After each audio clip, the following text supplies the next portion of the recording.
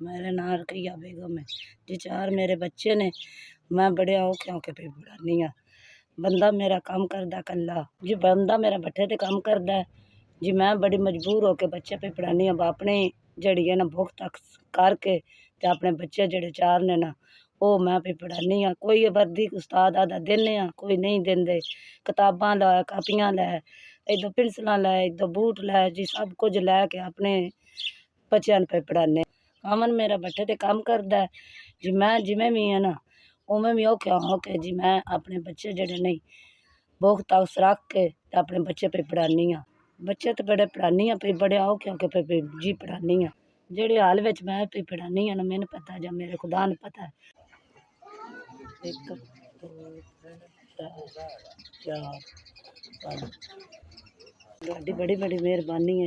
अल्लाह ताला तुहानू बाड़ा दे, अल्लाह चोखा देवे, अल्लाह जिंदगी देवे, बच्चों की भी तुहाडा कल्ले 5000 रुपया दे।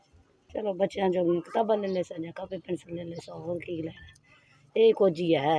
अल्लाह तुहानू चोखा देवे ते अल्लाह बाड़ा देवे। अल्लाह जिंदगी करे तुहाडी अपनी भी ते बच्चों तुहाडियां दी भी, ते अल्लाह सुख देवे ते अल्लाह जिंदगी देवे। शुक्रिया। 5000 कल्याण दा बड़ा बड़ा शुक्रिया, मेहरबानी।